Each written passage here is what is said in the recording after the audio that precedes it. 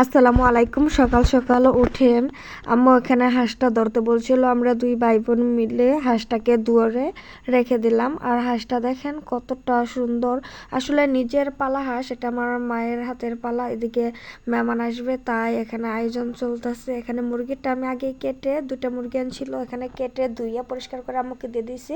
আর সকালবেলা রান্না করে এখানে বসিয়ে রেখেছিল মাসকলাইয়ের ডালটা ভালোভাবে ফুটে গেছে। এখানে পেঁয়াজ রসুন বাটা মশলা ফেলে ফেলে এখানে আরও জাল দিতেছি যাতে আরও ভালোভাবে ফুটে যায়। আর এখানে হাঁসটাকে ভালোভাবে জব দিয়ে নিয়েছি। আর এই হাঁসটা জবর আগের ভিডিও তো দেখেছেন কতটা কষ্ট করে হাঁসটা, আসলে হাঁস জিনিস আমরা যেহেতু খাই, তার আগে অনেকে আছে হাঁসটা খায় না, আমরা নিজেরা অনেকে আছে নিজেরা পালা জিনিসও খায় না, অন্যেরটা কিনে এনে খায় না। এই হাঁসটা আমি যখন আগের বার আসছিলাম বাবার বাড়িতে, তখন আম্মুকে বলছিলাম, তখন ভালোভাবে খুঁটফুটে ওঠে নাই, তাই আম্মু এখানে ডালটাকে নামিয়ে গরম পানি করে হাঁসটাকে ভালোভাবে ভিজিয়ে চুবিয়ে উলট পালট করে দিল, যেহেতু গরম পানি প্রচণ্ড পরিমাণে। তারপর এখানে আমরা দুই বোন মিলে বাছতে শুরু করে দিলাম। আমার বোন ভালোভাবে বাছেইনি, আমি সম্পূর্ণ হাঁসটাকে সুন্দরভাবে বেছে পরিষ্কার করে নিয়েছি।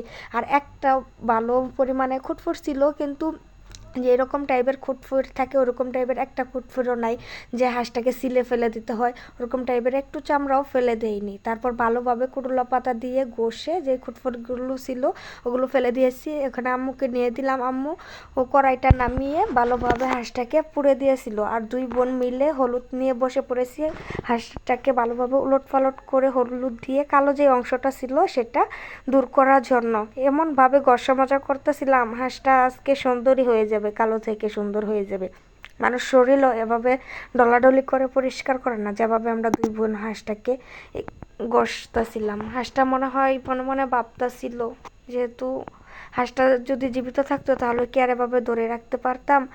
আমি এদিকে আঙ্গিয়ে ধরে রাখলাম, ভাবলাম ভালোভাবে ঘষা দে। তারপর সুন্দরভাবে ঘষে এখানে ভালোভাবে 3-4 বার ধুয়ে নিলাম। ধুয়ে এখন এটাকে কেটে নিব। প্রথমে রানের দিক দিয়ে কেটে এটাকে ভালোভাবে কেটে নিব। আর আমি আর আগেও হাঁস কাটছি, যেহেতু আমাকে আর আম্মু দেখাই দেয় নাই, আমি যেহেতু এর আগেও হাঁস অনেকবার কাটছি, যেহেতু আমরা সবাই হাঁস খাই ঘরের। আর আমি আগে খাইতাম না, এখন খাই। হাঁসের মাংস খুবই মজা।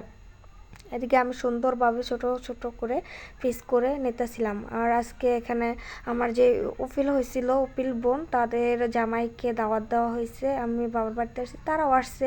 আমি আসলে আমার আম্মুদের এখানেই থাকি, তারা ওই দিকে থাকে। আর দেখেন হাঁসের এটা, আর এই জিনিসটা নাকি খায় অনেকের রোগ বালায় হয়ে যায়। এদিকে হাঁসটাকে ভালোভাবে ক্লিন করে কাটা শেষ হয়ে গেছে, ভালোভাবে ধুয়ে আম্মুকে দিয়ে আসলাম। আর এদিকে মাংস, ডাল, ভাজি সব কিছু রান্না করা